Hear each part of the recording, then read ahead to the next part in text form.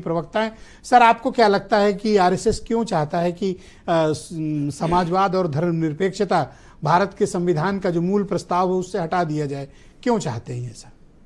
देखिए, आरएसएस से जुड़े लोग, भारतीय जनता पार्टी और उनसे जुड़े लोग, उनकी शुरू से यह मानसिकता है कि देश का संविधान हटा दिया जाए और मनुस्मृति लागू हो जाए।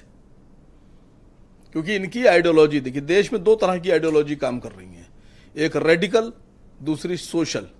रेडिकल मतलब कट्टरपंथ। कट्टरपंथ मतलब कि ये ब्राह्मण, ये क्षत्रिय, ये वैश्य, नीचे का हिस्सा शूद्र, ये कट्टरपंथ है सर। यानी इससे पहले भी आपके चैनल्स पर कई बार चर्चा हुई, ये वो वाली आइडियोलॉजी और देश को संविधान देना चाहते हैं जिसमें लिखा गया है ढोल गवार शूद्र पशु नारी सकल ताड़ना के अधिकारी। ये देश में वो वाली व्यवस्था लागू करना चाहते हैं जिसमें अगर कोई यादव, अगर कोई धार्मिक काम करता है या धार्मिक गुरु बनना चाहता है तो उसका सर मूंड दिया जाए। ये वो वाली व्यवस्था लागू करना चाहते हैं जो अभी मैंने एक जीतू पटवारी जी का एक ऑडियो कॉल सुना, वो वीडियो देखा मैंने, उसमें वो किसी से पूछ रहे थे कि आपने फला फला को मल खिला दिया, मल। तो उधर से वो ये नहीं कह रहा है कि नहीं खिलाया है, वो कह रहा है साहब इन्हीं ने लोन लिया था गाड़ी पे, तो उन्होंने कहा लोन लेना अलग बात है, वो आप मल खिला देंगे, मूत्र पिला देंगे। ये वो वाली व्यवस्था लागू करना चाहते हैं। ये ऐसा हिंदू राष्ट्र बनाना चाहते हैं जिसमें किसी को कोई अधिकारी ना हो। और देश के जो सबसे महान क्रांतिकारी भगत सिंह, शहीद भगत सिंह, शहीद आजम, इनको पता नहीं है आजादी से पहले वो जो शहीद भगत सिंह थे वो सोशलिस्ट पार्टी के कार्यकर्ता थे, सोशलिस्ट पार्टी के, समाजवादी पार्टी के कार्यकर्ता थे।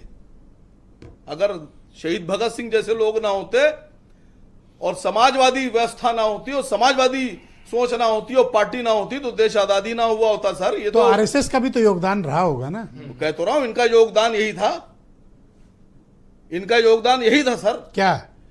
कि ये लोगों के लिए, अंग्रेजों के लिए काम कर रहे थे, पर अभी समाज के लिए काम करना चाहते हैं। एक मिनट सर, इन्हीं ने एक बात ये बोली, भारत को समाज आर्थिक बराबरी वाला राज्य कर दिया है। बोलिए सर, एक बात इन्होंने बोली कि हिंदू राष्ट्र। भारत के संविधान में लिखा है कि धर्म के नाम पर राष्ट्र नहीं हो सकता, धर्म के नाम पर राष्ट्र नहीं हो सकता। और अगर इनकी बात मान ली जाए कि धर्म के नाम पर राष्ट्र हो सकता है तो संत जरनैल सिंह भिंडरेवाला की हत्या क्यों की गई?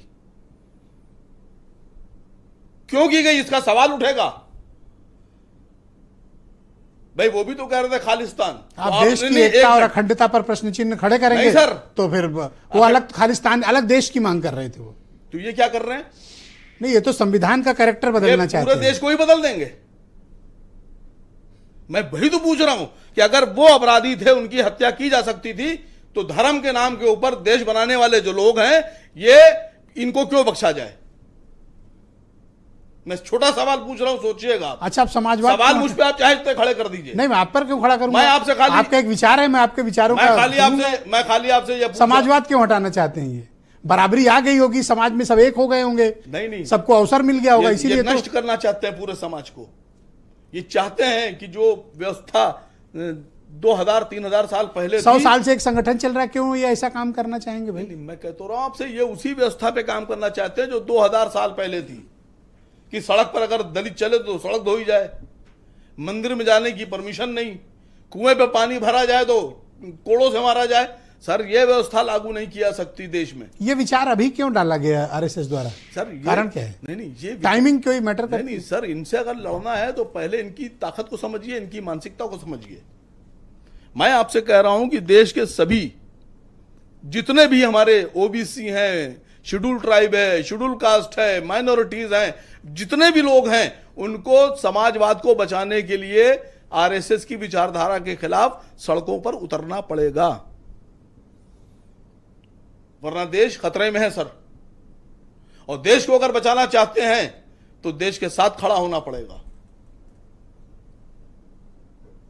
आखिरी सवाल आपसे फिर छोड़ के जा रहा हूं कि अगर धर्म के नाम पर हिंदू राज बनाया जा सकता है तो संत जरनैल सिंह भिंडरे वाले की गलती क्या थी, गुनाह क्या था उनका। रत्नाकर सिंह भारतीय जनता पार्टी के लीडर हैं, हमारे साथ मौजूद हैं।